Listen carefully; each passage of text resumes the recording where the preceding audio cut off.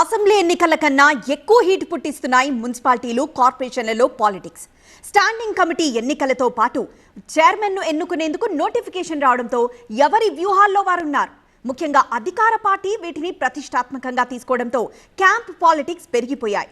తమ కార్పొరేటర్లను చేజారిపోనివ్వద్దని వైసీపీ, తమ పార్టీలో చేరిన వారి మనసు మారొద్దని కూటమి పార్టీలు ఇలా క్యాంపులకు తరలిస్తున్నాయి. ముఖ్యంగా ఆ రెండు సెగ్మెంట్లలో హై డ్రామా కొనసాగుతోంది.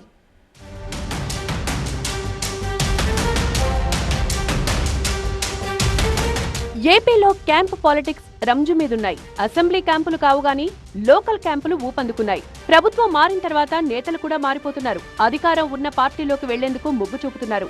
ఏపీలోని పలు మున్సిపాలిటీల్లో ఇదే పరిస్థితి కనిపిస్తోంది. ముఖ్యంగా సత్యసాయి జిల్లా హిందూపురంలో సీన్ టోటల్ గా తిరగబడింది. హిందూపురంలో జరిగిన గత మున్సిపల్ ఎన్నికల్లో అధికార వైసీపీ 38 వార్డుల్లో 30 సీట్లు గెలిచి బంపర్ మెజార్టీని సాధించింది. మిగిలిన 8లో టీడీపీ 6, 1 బీజేపీ, ఇంకోటి ఎంఐఎం గెలుచుకున్నాయి. అయితే గతేడాది వైసీపీ అధికారం కోల్పోయాక పరిస్థితి మారింది. ఇటీవల మున్సిపల్ చైర్పర్సన్ ఇంద్రజ రాజీనామా చేసి టీడీపీలో చేరారు. ఆమె రాజీనామాతో ఆ పదవికి మళ్లీ ఎన్నికొచ్చింది.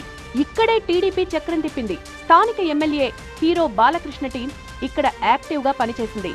ఈసారి చైర్మన్ పదవికి ఎన్నిక జరిగితే అది టీడీపీకే దక్కాలని పావులు కదిపారు. దీంతో వైసీపీ కౌన్సిలర్లపై ఆకర్షణ మంత్రం ప్రయోగించడంతో ఇంద్రజతో కలిపి 14 మంది అక్కడి నుంచి జంప్ అయ్యి ఎమ్మెల్యే బాలకృష్ణ ఆధ్వర్యంలో టీడీపీలో జాయిన్ అయ్యారు.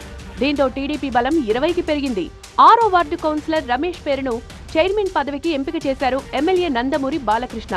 ఫిబ్రవరి 3న చైర్మన్ పదవి కోసం ఎలక్షన్ జరగనుంది.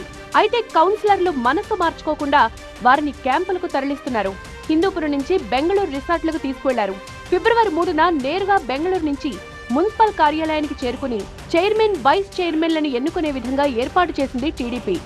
30 ఏళ్లుగా పార్టీ జెండా మోసిన పార్టీ కార్యకర్తకి ఈరోజు ఎమ్మెల్యే గారు గుర్తించి, అధిష్టానం గుర్తించి ఈరోజు చైర్మన్ని ఆయన నిలబెట్టిపోతున్నాం. ఏకగ్రీవంగా ఆయన గెలిగిపోతున్నాడు. 3వ తారీఖు జరిగే ప్రమాణ స్వీకారంలో మా డి రమేష్ గారు చైర్మన్గా ప్రమాణం చేయడం కోసం మేమందరూ కూడా ఆయనకి మద్దతుగా పార్టీ ఎక్కడికైతే మాకు తీసుకొని వెళ్తా ఉందో వాళ్ళందరికీ కూడా మద్దతు కోసం మేము వెళ్తున్నాం. మరోవైపు గుంటూరు కార్పొరేషన్ ఎన్నికల్లో గెలిచేందుకు వైసీపీ కూటమి నేతలు ఎత్తుకు పై ఎత్తులు వేస్తున్నారు. స్టాండింగ్ కమిటీ ఎన్నికల లక్ష్యంగా మేయర్ సీటు దక్కించుకోవాలని కూటమి తహతహలాడుతోంది. అధికార పార్టీల పెత్తనాన్ని అడ్డుకోవాలని వైసీపీ ప్రయత్నిస్తోంది. గుంటూరు కార్పొరేషన్లో 56 మంది సభ్యులుండగా వైసీపీకి 30 మంది, కూటమికి 26 మంది బలం ఉంది. నిజానికి 40కి పైగా కార్పొరేటర్లను వైసీపీ గెలుచుకున్నా అసెంబ్లీ ఎన్నికల తర్వాత చాలా మంది జంప్ అయ్యారు. ఇప్పుడున్న 30 మందిలో మరికొంతమంది టీడీపీలో చేరుతున్నారన్న ప్రచారంతో అప్రమత్తమైన వైసీపీ నేతలు తమ కార్పొరేటర్లను హైదరాబాద్ క్యాంపుకు తరలించారు. స్థాయి సంఘం ఎన్నికల ప్రకటన తర్వాత కూటమిలో 6 కార్పొరేటర్లు చేరిపోయారు. ఇక ఎవరూ చేజారకూడదన్న నిర్ణయంతో అందరినీ క్యాంపుకు తరలించింది టీడీపీ.